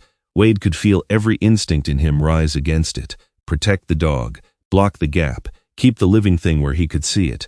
No more bodies in snow. No more decisions that ended with someone not coming back. Hannah met his eyes. "Keeping him here doesn't save him," she said. "It only means he dies later with us." Wade looked at Rivet. The young German shepherd stood trembling in the broken kitchen, dust on his muzzle, the pale mark beneath his chin half covered. Too young, too loyal, too afraid of doors. Wade reached with his left hand and touched that small, bright mark. For once, love did not give him something to hold. It gave him something to release. He moved his hand away from the opening. "Go," he said. Rivet lowered his body, crawled into the gap, and disappeared into the storm. Rivet entered the storm carrying Wade's orange glove against his chest. The gap in the utility wall dropped him into a pocket of darkness between the broken foundation and the drifted snow outside. For a few seconds he could not find forward. Wind pressed into the narrow space, full of sharp smells: torn pine, wet plaster, cold metal, the sour sting of snapped electrical wire somewhere near the fallen tree. Behind him, through the opening, came the broken warmth of the house, Wade's breath, Hannah's voice, the faint lantern glow. Rivet turned once, nose brushing the edge of the splintered board. The house smelled wrong now. Dust where there had been coffee, snow where there had been floor, fear where there had been voices. Then the glove shifted beneath his collar. Wade's scent rose from it. Leather, wool, metal, soap, the winter roads. The patrol truck, the boots Rivet dropped his bowl beside every morning. Hannah's last word stayed in his body: "Find Tess." Rivet did not understand rescue the way people did. He did not know that ceilings could finish falling, that body heat could fade, that radios carried voices across weather. He knew names. He knew smells. He knew that when Wade threw the orange glove across the training lot and said "find," the world became simpler. Scent, direction, return. He pushed through the snow. It swallowed his front legs to the chest. The first yard was almost impossible. Wet snow clung to his fur and dragged at his body. He lunged forward, landed badly, recovered, and lunged again. The fallen ponderosa blocked the driveway in a black tangle of snow-loaded branches. Rivet crawled under one limb, bumped his shoulder against bark, backed out, then found a lower space where a smaller animal had already punched through. Branches scraped along his harness. Ice cracked beneath one paw. He yelped once, not loudly, then kept moving. The road was gone. To human eyes there would have been only white motion and dark trees. To Rivet the world was broken into layers, old tire rubber beneath packed snow. Wade's boot tracks from earlier that afternoon already fading. Hannah's coat scent near the porch. The sharp line of the fence. The memory of mornings when Wade had run him down the north path toward the substation road, stopping at the bend to toss the glove and laugh when Rivet overshot it. Rivet followed that remembered route until the wind erased it. A gust struck so hard that he stumbled sideways into the ditch. Snow closed over his shoulder. For a moment, he could not see the house or the trees or anything except white. He turned in a circle. The orange glove slapped against his chest. Wade. Rivet dug upward, climbed out of the ditch, and ran the wrong way for 20 yards before the smell changed. No road salt, no patrol truck, no familiar metal gate. Wrong. He stopped, panting, body shaking. The house was behind him. Hannah was behind him. Wade was behind him. The instinct to return hit harder than the storm. Rivet turned and ran back. Inside the kitchen, time had become a sound Wade could not stop hearing. A drip somewhere near the broken glass room. A soft settling of plaster. Wind moving through the new opening in the house. Hannah's breathing, controlled but thinner than before. Wade could not feel his trapped leg below the knee except as pressure. His right shoulder burned in slow waves.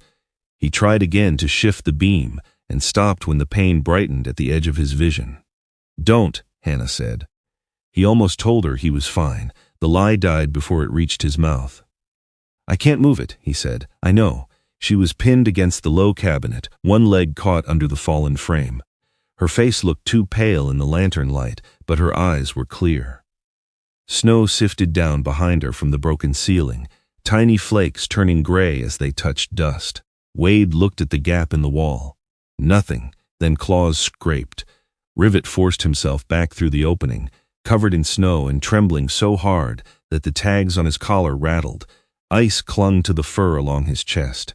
One front paw lifted and settled, as if the cold had found the space between his pads. Relief struck Wade with such force that he almost called the dog all the way to him. "Come here," he whispered. Rivet crawled to Hannah first. He pressed his nose against her hand. She touched his head, fingers shaking, and for 1 second her composure broke. Not into tears, into the fierce, aching softness of someone seeing a beloved thing return from danger. "You came back," she said. Wade reached toward the glove at Rivet's collar. If he untied it, the decision would be over. The dog would stay. They would wait. Maybe Valerie would send someone when he failed to check in. Maybe Tess would think of them. Maybe the house would hold. Rivet looked at Wade's hand, then at Hannah, then at the dark gap. He lowered his head and caught the loose strap of the orange glove in his teeth. Wade stopped breathing. Rivet turned away from both of them and crawled back into the storm. This time he did not return. For a while, neither Wade nor Hannah spoke. The absence of the dog was louder than the wind. Wade listened until listening became its own kind of punishment. Every minute created another ending in his mind. Rivet under a branch, Rivet in the ditch, Rivet circling the wrong house, too young to understand why no one opened the door. Rivet turning back too late and finding the gap buried by snow. Hannah reached across the floor. Her fingertips stopped several inches from his. Wade shifted his left arm. Pain tore through his shoulder, but he moved until their hands touched. "I knew earlier," he said. Hannah's fingers tightened around his. The words had no proper beginning, but she understood. "Before the 10 minutes?" she asked. Yes. He stared at the broken cabinet, not seeing it. The report came through, and I knew the ridge wind was wrong. I told myself everyone else had the same information. I told myself if it was serious enough, command would call it. I told myself waiting for agreement was procedure. The house creaked above them. He did not look up.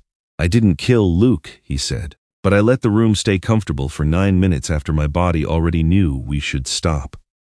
Hannah's breath shook once. "That is different from killing him." "I know." "Do you?" He closed his eyes. "No." For the first time, the answer was not a defense. It was surrender. Hannah's thumb moved weakly over the back of his hand. "You cannot go back and become brave earlier," she said, "and you cannot make the living smaller until the past feels safer." Outside, Rivet reached the Ainsworth house first. He did not mean to. The route bent toward the old bus depot road, and Raymond's scent lived there in layers. Denim, cane rubber, the faint medicinal smell from the clinic, the hand that had touched Rivet beneath the chin and called him Little Hinge. The small house was dark, no car in the drive. Rivet climbed the porch steps and struck the door with both front paws. He barked once, waited, barked again, no footsteps. The old panic opened in him like a door, a person gone, a door closed, no explanation. Rivet pawed at the seam until snow fell from the rail above him. Then something carried through the storm from farther north, a generator's low growl, metal banging in wind, and beneath it a human scent he knew from the training lot. Tess. He left the porch and ran. The north substation was a squat brick building beside the old maintenance road, one bay door, one office, one antenna mast swinging slightly in the wind. Its windows glowed yellow from generator power. A volunteer firefighter in a red coat stood near the bay, struggling to clear snow from the threshold. Inside, Officer Tess Rollins was trying to reach county dispatch through bursts of static. Her navy uniform jacket was zipped to her chin, her blonde hair tucked under a beanie, and a mustard-colored hair tie circled her wrist. She had one hand on the radio and the other on a paper map spread across the desk. The scratching at the side door came so low she almost missed it. Then came a bark. Tess turned. The volunteer looked up. "Dog?" Tess moved fast. When she opened the door, Rivet stumbled inside with snow falling from his coat.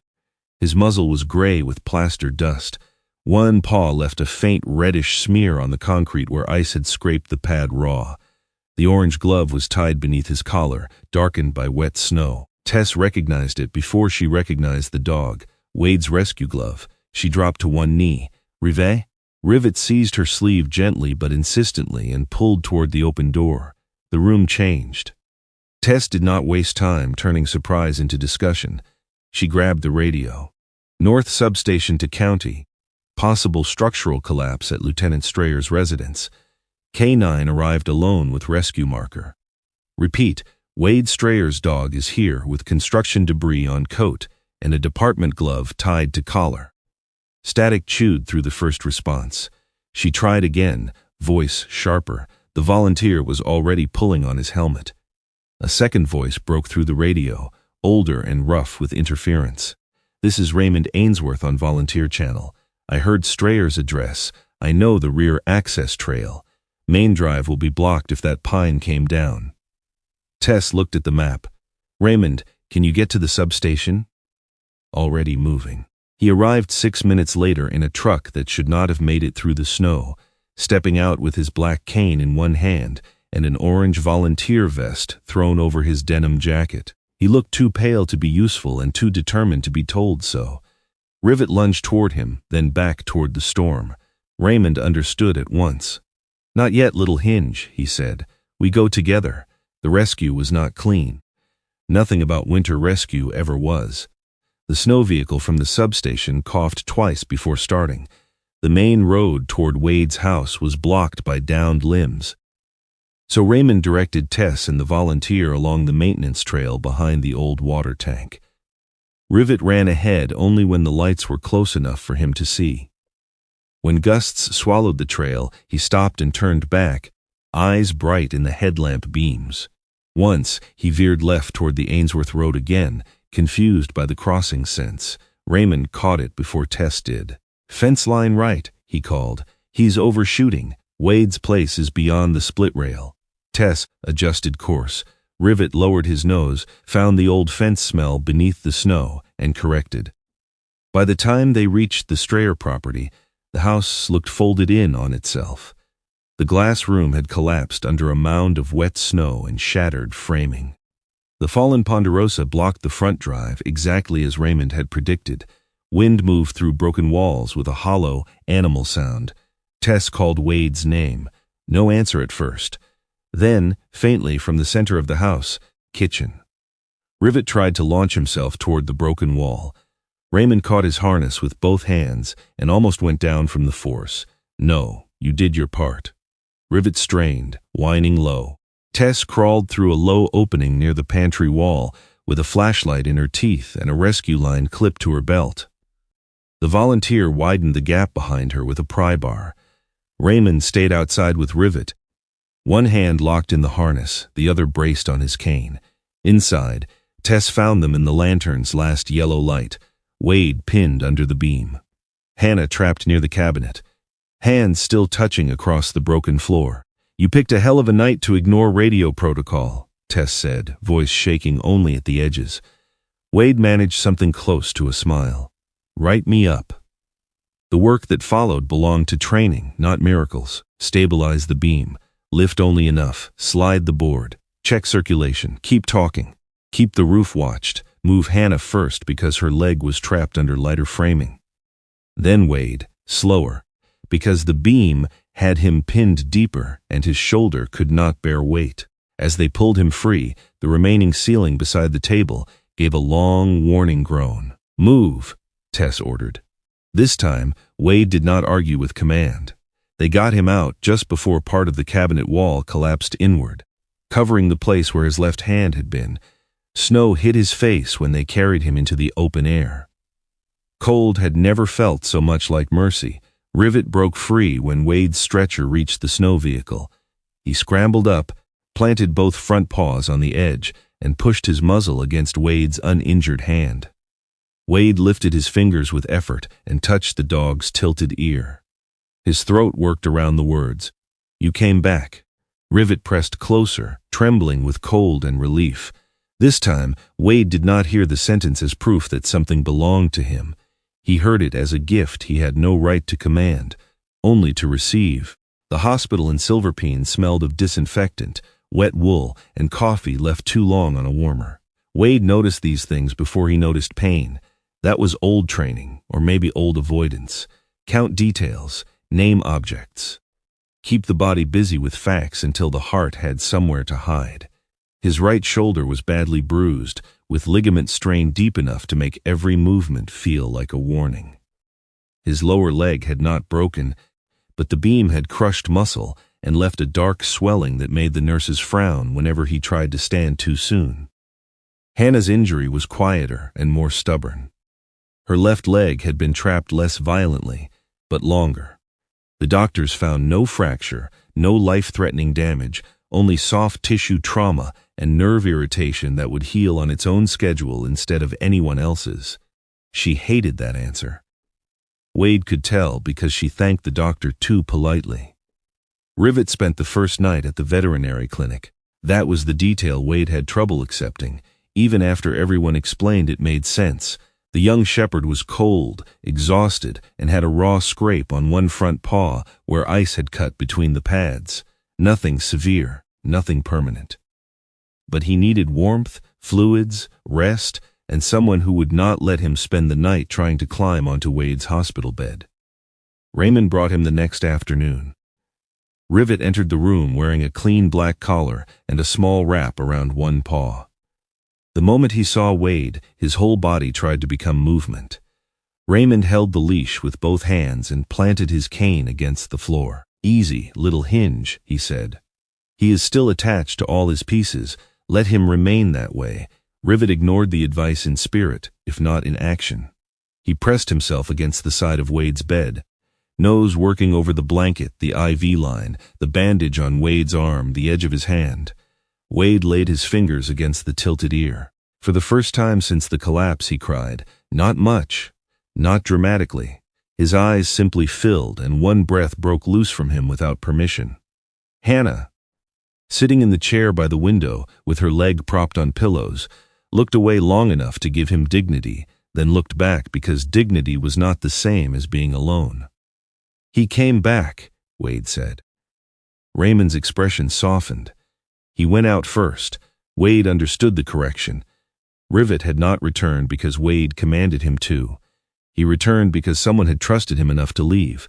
2 days later, an inspector marked the house unsafe for occupancy. Wade stood outside in a borrowed brace and watched a red notice placed near the front door. The glass room had collapsed almost entirely. Hannah's long cutting table was split down the center. Boxes of student projects were ruined by snowmelt. Several panels she had spent months preparing lay beneath broken framing, colored pieces scattered across the floor like winter had walked through a cathedral and forgotten to be careful. Hannah did not cry when she saw it. That worried Wade more than tears would have.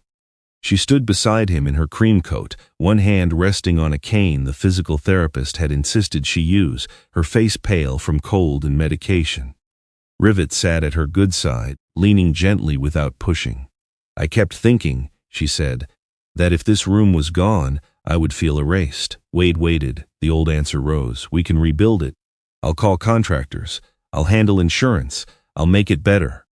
He let the words pass through him without speaking them. Hannah looked at the broken windows. "Now I think maybe I was using it the way you used the suitcase," she said. "Proof that I could survive a life I wasn't sure I still wanted." Wade turned toward her. She did not take the sentence back. The review at the police department began the following Monday. It was not a trial. Chief Valerie Sutton made that clear. No one accused Wade of causing the storm, the tree fall, or the collapse. No one questioned the rescue. Tess Rollins's report was precise, and Raymond's volunteer statement filled in the access route and radio contact. But Valerie had read the hospital notes. She had read Wade's request for 90 days. She had read too many incident reports where he worked beyond exhaustion, stayed longer than ordered, or returned from traumatic winter calls, with clean paperwork and no conversation. The meeting took place in her office while snow slid from the roof outside in heavy sheets. Valerie sat behind her desk with her black fountain pen laid horizontally in front of her like small boundary. "You are temporarily removed from Winterfield Command," She said. Wade nodded once. "You will complete a psychological fitness evaluation and follow whatever recommendations come from it." Another nod. "You will not turn this into proof that you are being punished." That made him look up. Valerie's gaze stayed level. "You have a talent for making discipline easier than care. I'm not offering you discipline." Wade looked toward the wall where the framed department photograph still held Luke Fenner's younger face in the second row. "I should have asked for help earlier," he said. "Yes," Valerie said. "You should have." There was no comfort in the answer.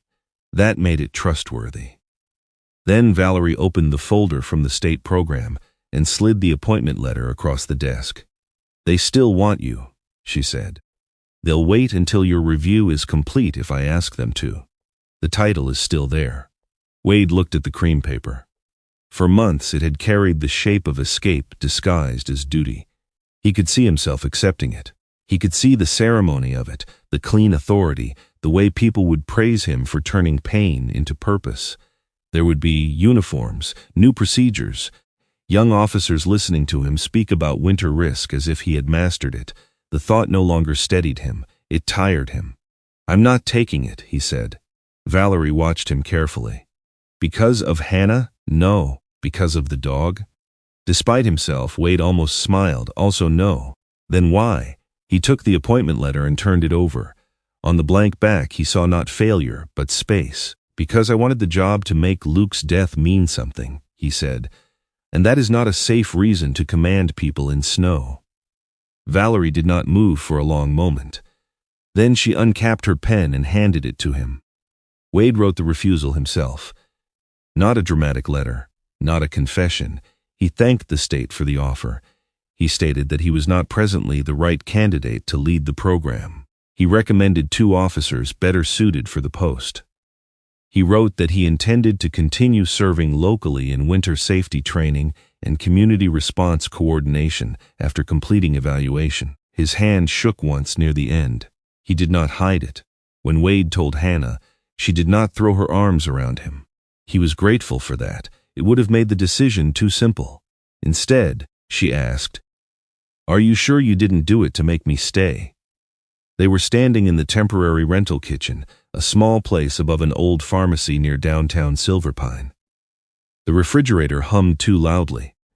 Rivet slept in the only patch of afternoon sun large enough to hold him. Wade leaned against the counter, shoulder braced, leg aching.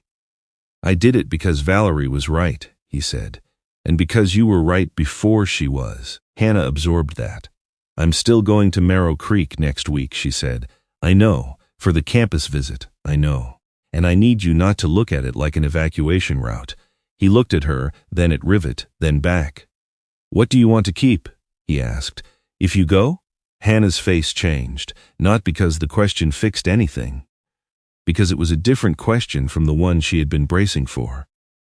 The campus visit happened under a pale sun after 3 days of cleared roads.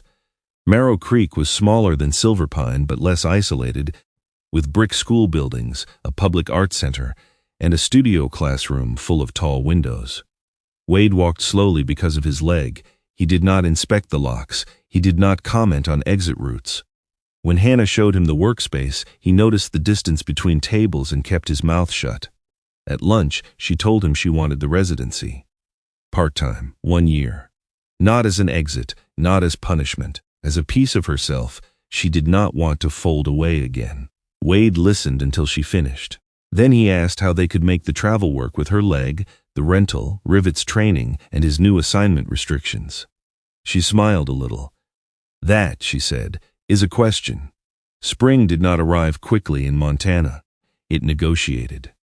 Snow remained in the shadows long after the roads cleared. The ruined house sat quiet behind temporary fencing while insurance and demolition decisions moved at the speed of paperwork. Wade and Hannah did not rebuild it. At first, the choice felt like surrender. Then it began to feel like honesty. They rented a small house closer to the center of Silverpine, 2 blocks from the fire station, 5 from Hannah's school, and close enough to neighbors that porch lights were not distant stars. The kitchen was smaller. The mudroom had bad tile. The living room windows faced the street instead of the pines. Rivet loved it immediately because every passing truck required investigation. Wade returned to work in a changed capacity, no field command, no winter response leadership. Not yet. He helped design community training sessions instead. How to prepare vehicles, when to leave before a storm, how to check on neighbors, how to recognize when pride sounded like bravery but behaved like danger. Children came to the station to meet Rivet. They asked if he was the dog who saved the officer. Wade always crouched before answering. "He went to get help," he would say, and people listened. Tess rolled her eyes the first time he said it and muttered that some people needed a dog covered in plaster dust before they listened to anything. Wade let her have that one. Raymond began assisting with the sessions when his leg allowed it. He taught children how not to rush frightened dogs and adults how not to mistake silence for calm. Rivet listened to Raymond with the concentration he never gave printed handouts. One evening, Hannah found the gray suitcase in the closet. Wade had placed it there because he did not know what else to do with it. It no longer belonged by the door. It no longer belonged in the truck. It no longer belonged to the man who had carried leaving inside it. She brought it to the living room, opened it, and lined it with Rivet's blue blanket. Wade stood in the doorway. For a long moment, neither spoke. "That suitcase has been through a lot," he said finally. "So has the dog." Rivet stepped into it, circled twice, and folded himself down with his muzzle on the edge. His wrapped paw had healed, but Hannah still noticed the way he favored it when tired. The orange glove lay on the floor beside him, washed but permanently stained. Wade looked at the suitcase. Deployments, rotations, hotels, command trailers, last-minute calls, things folded in silence, things left unsaid because there was always weather, always duty, always someone else needing him first. Now the suitcase held a sleeping dog. Something in Wade's chest ached in a new way. Not from guilt, from recognition.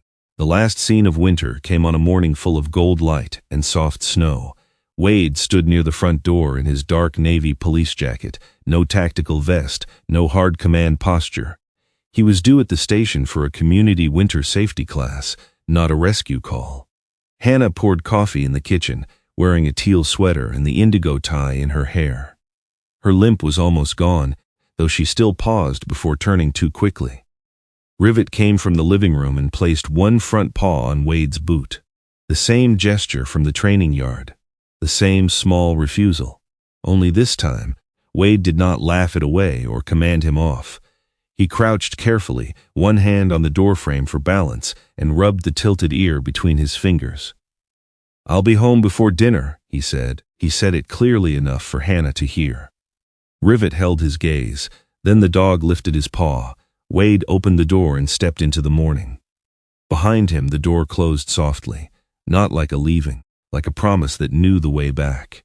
Sometimes, the bravest thing we can do is not to hold on tighter, but to trust love enough to let it move, return, and heal in its own way.